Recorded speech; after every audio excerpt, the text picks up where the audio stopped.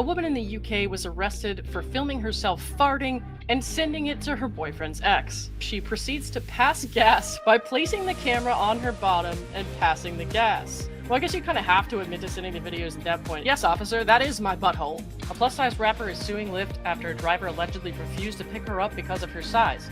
I'm sorry, but if you're morbidly obese, this should be a huge, huge wake-up call to you. Oh, I mean, I haven't had a meltdown like that since I was like 10, and the girl I subconsciously had a crush on got voted off American Idol. What's up, everybody? Welcome back to the internet where your cesspool is my jacuzzi. My name is Neidigh, and this is the Court of Random Opinion. I actually had a whole other episode in mind for today, but then I saw some headlines that were so ridiculous they had to take precedence. So today we've got a woman in the UK arrested and charged for farting. A Michigan rapper suing Lyft because the driver said she wouldn't fit in his car. And then, of course, we'll react to some crazy TikTok content. A woman in the UK was arrested for filming herself farting and sending it to her boyfriend's ex. Of course, she's a colored hair person. No salt to my colored haired friends. It's just that every time someone's doing something this fucking weird, it's always a colored hair person. A woman who sent videos of herself passing wind in a series of harassing messages to her boyfriend's ex-partner has been given a community order. Shop worker Rhiannon Evans, 25, of Mountain Street in Carnarvon? What? What in the Lord of the Rings fuck? Carnarvon. I was so close.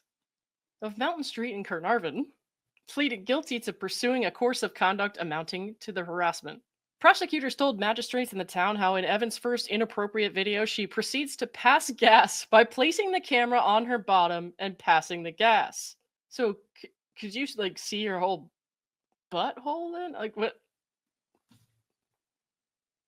That's less funny and just very disturbing.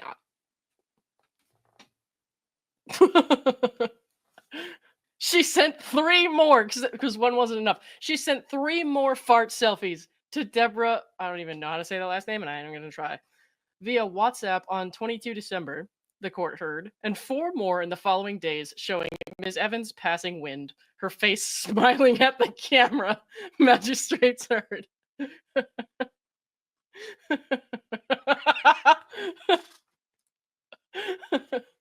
Evans was warned after police caught wind of the issue.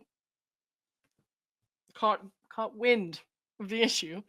But she sent further messages on boxing and New York State. Wait, she kept going after she was warned the first time? Evans was arrested at her home, admitted to sending the videos, and was given a 12-month community order and fines. Well, I guess you kind of have to admit to sending the videos at that point if you're, like, smirking in them. Or, like, even with the first one. Yes, officer, that is my butthole.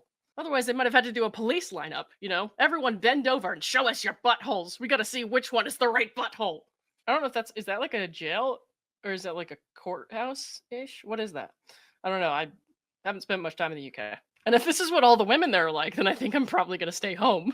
She suggested she wanted to send videos because she felt her partner was being treated unfairly, said prosecutor Diane Williams. What does that even mean? And also, how would you farting into your camera? Disgusting, by the way.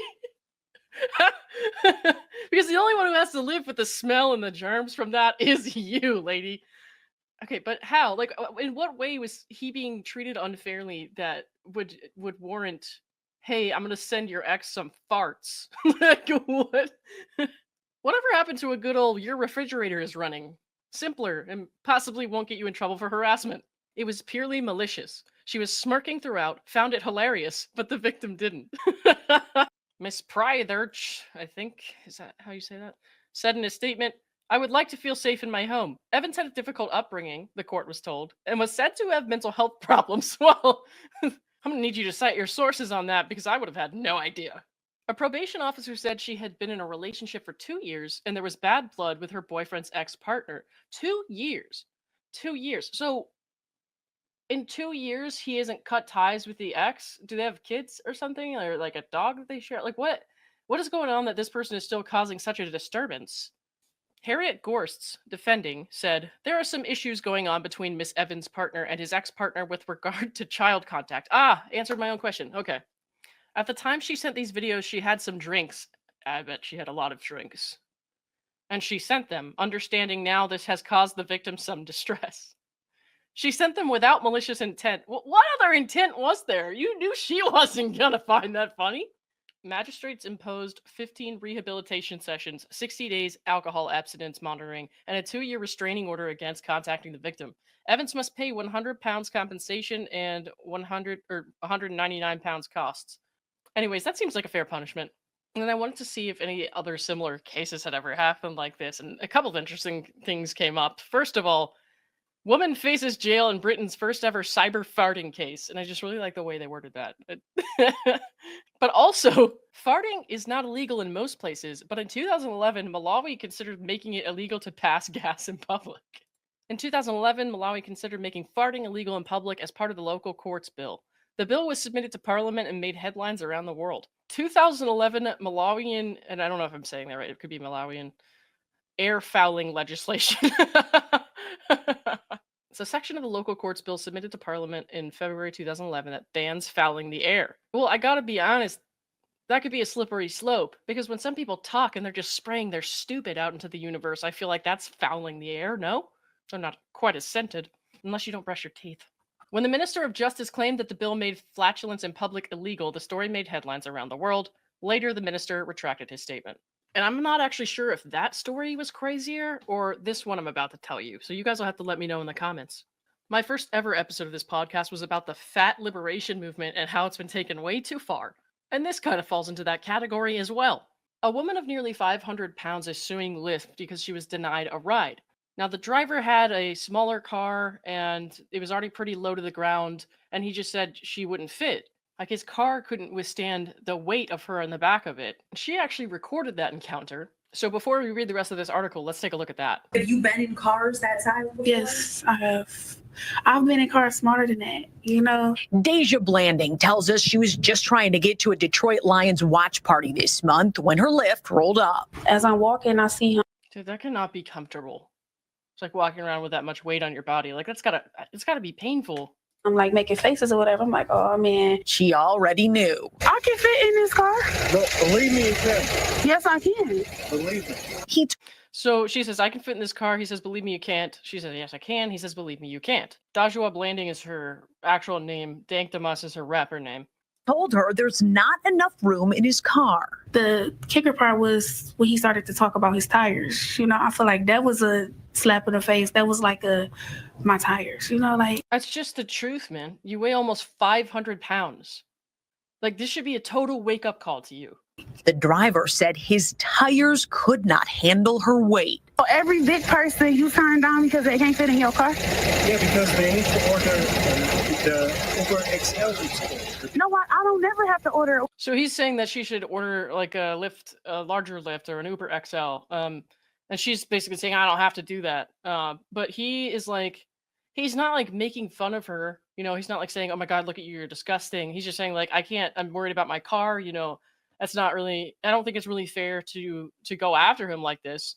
Uber XL. He apologized, canceled the ride, and left her there. The rapper says she's pretty tough. A plus-size rapper is suing Lyft after a driver allegedly refused to pick her up because of her size.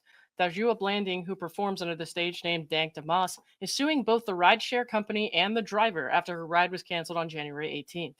Blanding shared a video of the incident on Instagram. In the clip, she confronts the driver, listed as John Doe in the lawsuit. The driver operating a Mercedes-Benz stated he had experienced a similar situation. He also expressed concern about the car's tires being unable to support her weight. In an interview with TMZ, Blanding expressed her frustration. I feel like us as bigger people were not accommodated, she said.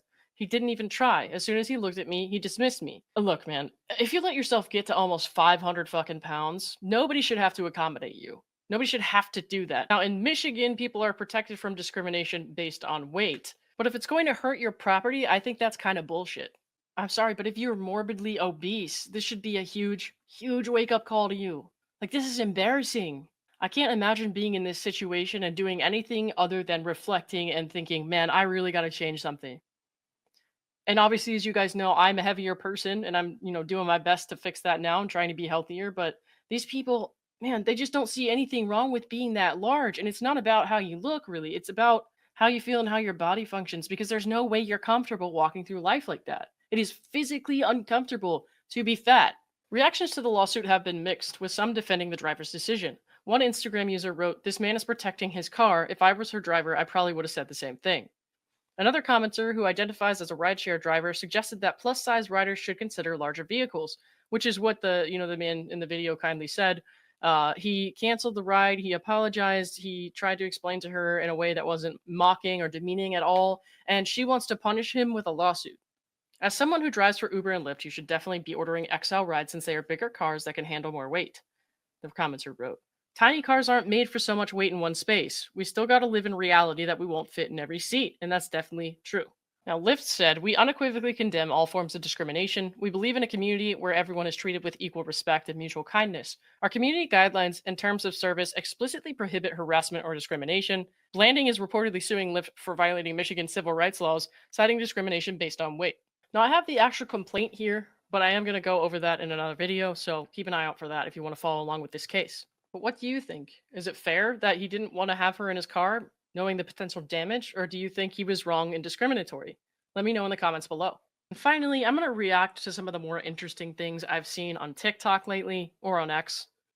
I've spoken on this before, and I think when people are showing genuine human emotion in their interactions online or in their content, that's something that doesn't bother me, and I think there's merit to that. But it's different when someone is setting up their camera to start screaming and crying on the internet and doing it for reasons that are either trivial or scare other people. A lot of the fear mongering that goes on online comes from these people who are screaming and crying, and they're saying things that aren't necessarily true. I'm not going to get into anything political right now, but I am going to show you some of the meltdowns that I'm talking about.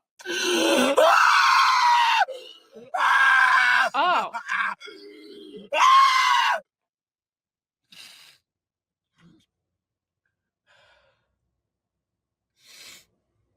Everything's okay. It's okay. It's okay. Everything's okay. What the fuck was that? I mean, I don't even know what this person was screaming about. I mean, I haven't had a meltdown like that since I was like 10, and the girl I subconsciously had a crush on got voted off American Idol. Oh my God!